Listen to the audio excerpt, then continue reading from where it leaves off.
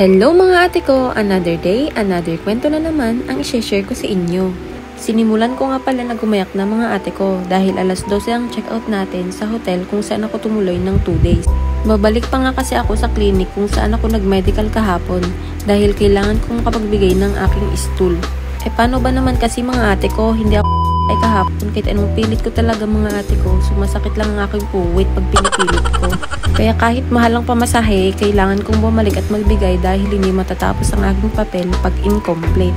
At mag-e-empake na nga din tayo mga ate ko dahil uuwi din tayo ng probinsya sa araw ding to. Balita ko kasi mga ate ko, may darating daw na napakalakas na bagyo. Ayoko namang abutan ng bagyo dito sa syudad ng Maynila. Bigat ng bag natin mga madam. Ayan, goodbye. Bye.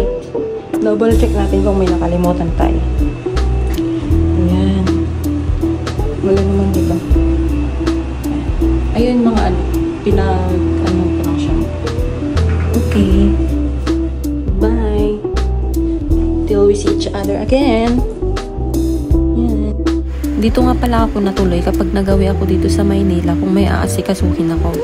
Very convenient nga pala tong hotel na to para sa akin dahil bukod sa malapit na sa RCBC Plaza, may malapit na 7-Eleven dito lang sa tabi at marami pang restaurant na pwede mong kainan. At kung nagbabalak nga kayo na luluwas ng Maynila at wala pa kayong matutuluyan, mag-book na kayo ng Red Planet Hotel at piliin nyo lamang ang hotel malapit sa lugar na pupuntahan nyo. Hindi nga kasi ako marunong mag-commute dito mga ate ko, kaya sa Grab Up na lang talaga ako umaasa. At habang nasa biyahe tayo mga ate ko ay patingin-tingin ako sa aking relo. Dahil 12 PM mga ate ko ang cut-off sa clinic na pupuntahan natin. Kailangan ko nga kasing maipasa na yung stool na dala-dala ko dahil baka mabulok na. Kaso ganun talaga dito sa Maynila, hindi maiiwasan ang traffic. And finally mga ate ko, nakarating na rin tayo sa ating destinasyon. Kaso mga ate ko, hindi na nga tayo nakaabot sa cut-off nila. Kaya no choice, kailangan nating magantay ng isang oras. Pagka-resume na nga pala ay agad-agad ko nang ibinigay ang aking stool at ako ay nag-grab papuntang 5-star Cubao Terminal. Malayo-layo nga pala ang Malate, Manila to Cubao Terminal kaya ang binayaran ko sa Grab ay 500 sa isang oras na biyahe. A few moments later. And finally again, nakarating na nga din ako dito sa 5-star Cubao Terminal. At dali-dali na nga akong bumili ng ticket mga ate ko dahil mamaya baka mawalan pa tayo ng upuan. At buti na lang ate ko at nakabili tayo agad ng ating ticket dahil ang upuan natin ay nasa dulo na. Ang haggard-haggard na nga ng itsura ko dito mga ate ko dahil sa sobrang pagod at hindi pa ako kumakain. One eternity later. At alam nyo ba mga ate ko, dahil first time ko nga sa 5-star Cubao Terminal, ay hindi ko alam kung saan nakaparada yung bus ng Mandela. 7:30 na mga ate ko ay hindi ko pa din nakita yung bus ng Mandela. Kaya ang ginawa ko ay pumunta ako sa likod at dun ko nga nakita na dun pala sila nakapila.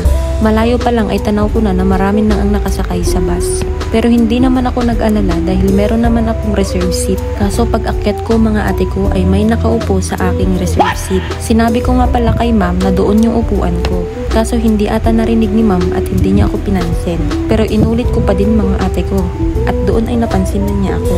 Tumingin si ma'am sa akin at sinabi niya na baka pwede magpalit na lang kami. Total 33-34 din naman yon. Pero ang sabi ko mga ate ko ay ni-request ko ang malapit sa bintana na upuan. At doon na siya napilitan na lumipat sa kabila pero nagdadabog siya. Nagsorry na lang ako sa kanya mga ate ko. Kaso habang nakaupo na kami ay binilagbag niya yung handle ng upuan sa pagitan namin. At doon niya itinukod yung kamay niya na lumalagpas sa pwesto ko. Naku ate, kung hindi ka lang talaga kaprobinsya, kuhang-kuha mo talaga yung gigil ko ha. Hindi ata alam ni ate yung first come first serve basis. At ate, gusto mo palang umupo sa malapit sa bintana. Dapat sana inagahan mo yung pagpunta mo at nagpa-reserve ka na agad ng upuan mo. Hindi yung nag-a-attitude ka, hindi ka lang napagbigyan sa gusto mo. Hindi mo alam na alas 2 pa lang ng hapon ay nasa terminal na ako para makapagpa-reserve. At ate, binayaran ko din yung biyaheng pa Mandela para ma-reserve ko yung aking upuan kahit sa Cabarogis lang ako bababa. Hindi ko nga pala kita yung mukha ni ma'am kasi balot na balot siya. Sana man lang sa mga kapwa kong commuter, pag hindi tayo napagbibigyan ng ating kahilingan, wag tayong mag-a-attitude. Sana man lang sa mga ganitong tao, sana marunong tayong rumispeto sa kapwa nating pasahero dahil hindi din natin alam ang pagod ng bawat isa sa atin. Yun lang, maraming salamat.